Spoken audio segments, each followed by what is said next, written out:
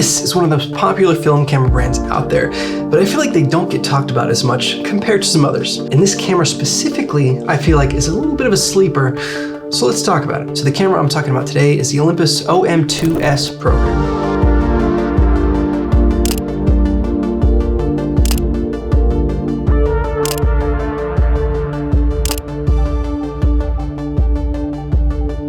So this is a camera I've been meaning to try out for quite a while. For me, half the fun is finding a deal. And although I could have easily just gotten on eBay or online anywhere and bought this camera, to me, it takes the fun out of it, which is why I kind of wait to try a lot of these cameras until I can do that. The Olympus brand is very well known and popular, but I feel like it doesn't get as much attention to the new age of beginner enthusiasts and film photographers. And I really don't know why that is, and maybe it's just my opinion, but you hear it everywhere, people talking about, the Canon lineup, the Nikons, the Nikon F3s, even entry-level Minoltas get a lot of attention.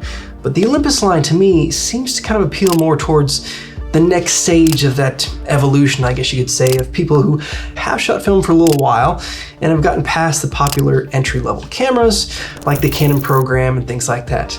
My best guess as to why this Olympus lineup has a little less popularity is maybe it's the shutter speed being at the lens. Maybe that's intimidating for people and it just throws them off and it's just weird, and so it's just kind of an outcast since it's just so different from any other lineup. But if you can get past that, I'm really not sure why you wouldn't pick the Olympus line of cameras over some of these other candidates like the Canon program. I've been using this camera for about the past 6 to 8 months, and it's kind of become my go-to whenever I'm just really not sure what I want to do. I can shoot it fully manual or an aperture priority, or I can shoot it in fully automatic. The meter in this camera is great. The functions are very easy. The ergonomics and just the way it's set up just makes it super simple. And for me, it's much more appealing than something like the Canon AE-1 program. The one thing I never really liked about the AE-1 series, or even the A1, is the knob to adjust your shutter speed. It's sharp, it digs into your fingers. It's just really not smooth to change, and it's kind of course, blocked off on just for that one little section to turn it. So it really just isn't as easy to do that quickly compared to others. Because the OM-2S program has the shutter speed built into the lens mount, it gives you better options for dials on top. So where your shutter speed normally is, you have exposure compensation, which to me makes a lot of sense and is extremely easy to just rotate that knob to adjust your compensation if you need to. The ASA dial is built right into that. I know a lot of cameras tend to have it over on the left side and you have to kind of lift it up and rotate to do any of that, or just the exposure compensation just really isn't easy to adjust and takes some time to look at and kind of peel up and twist and turn. It's just not fun at all. This is really easy, quick, super simple to just adjust that right where your shutter speed is. Now that leaves the left side of the camera to adjust your shooting mode. Now compared to something like the program where you have to switch your shutter speed all the way to P, and then of course change your aperture all the way to your lowest setting, which would be f/16 or something.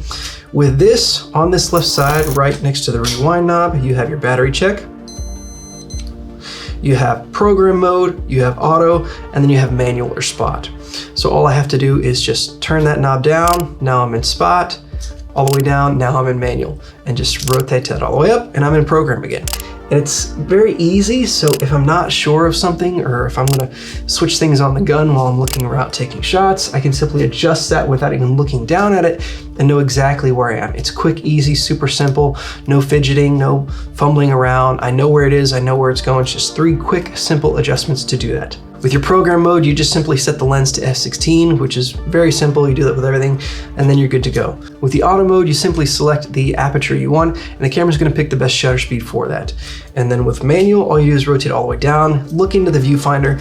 It's very easy and quick to see all your shutter speeds here, and it's gonna give you that dial. It's gonna show you where you're at and what you need to be, plus or minus all your settings right there.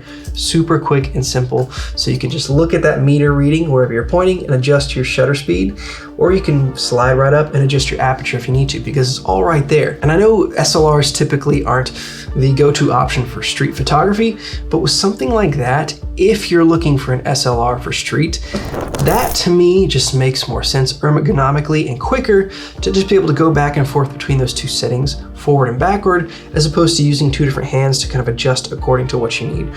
Or you shoot in fully automatic, which of course you can do in a lot of different cameras, but if you want the versatility to manually adjust your settings like that quickly, I think this is kind of the best option. Of course, this is just based off what I can think of off the top of my head. I'm sure there's other SLRs that give you that flexibility and those options, but right now this just pops out to my head as kind of one of the best out there if you're looking for an SLR for your street photography compared to a rangefinder, point and shoot, or something like that. So it's kind of why this has become the go-to for me lately. If I want to shoot fully manual, I can, or shoot fully automatic, I can just swap back and forth really quickly, easily. Olympus has just got great glass. I recently shot with the Olympus OM-2 in the 50mm 1.2 or 1.4 for a buddy of mine before we sold it. I love that camera. I have another OM-2 here. I need to actually decide whether I want to keep or sell. I love the brassing that I'm getting on this body. I actually got them both together along with about 15 different other kits that came with it for a great price. So if I sell either one of these, I'll be in the green. The all silver Olympus is just kind of a classic staple though. So I might hang out of the OM-2. Haven't really decided yet, but this gives you a lot better options, and it's the Olympus equivalent of the AE-1 program. And like I said, the only reason I think that this might not have the hype, besides of course whatever marketing and things Canon did differently than Olympus, is just because that shutter speed being on the lens mount, to me, I guess, is just kind of intimidating. Kind of like how the Nikon has the Nikkor mats that nobody really talks about because they have the same shutter speed mechanism on the front of the lens. It's got that same kind of quirk to it that I like, and I think that just kind of makes it stick out. I have the Olympus 35 RC, the Olympus 35 SP, I have the Olympus XA. They're kind of my go-to compact setup for rangefinders and things. You do have the option to take double exposures on this as well, long exposures, and of course it has a mirror lockup as well for that exact same reason, so you can reduce the shutter shake. Got a battery check, like I said, rewind button is on the top instead of on the bottom compared to most, but it does take the same LR44 type batteries. That's your typical Minolta or Nikon FG, FE series, all those would take as well. ISO or ASA goes from 3200 all the way down to 12 actually, which is a pretty good range. And then shutter speed is pretty standard. You have from bulb all the way up to 1/1000th of a second. So it's gonna fit right in there with that Canon AE-1 program and Minolta X700, Nikon F, Nikon FE, FG series type cameras. It's got a great focusing screen as well. It's got a split prism in the center and then micro prism around that. So it gives you two options to even kind of further make sure you nail that focus. So there's just a lot to like about this camera. So if you're wanting to kind of use something that's a little bit different, maybe stand out from your typical AE-1 program type series cameras, or maybe you're ready to move past that to something with a little bit more options, a little bit more interesting, you know, things like having your shutter speed on your lens mount, stuff like that to just kind of separate you, definitely don't sleep on the Olympus line of cameras. Typically, they tend to be about the same price, but maybe a little bit more expensive than your AE-1 programs. Don't quote me on that. Markets are all over the place, especially today. I mean, a couple years ago, a lot of the cameras I have would have gone for 2 to 3 times what they're going for now. So it really just fluctuates depending upon what's popular and what's not. This, I think, is a very beginner-friendly camera, but also it gives a lot of intermediate or more advanced options that somebody who's been shooting for a while might like. Of course, I started on the Minolta X700, and don't get me wrong, I love my Nikon series of glass and cameras, my Fs, FGs, F2s, F3s, FMs, FEs, all that.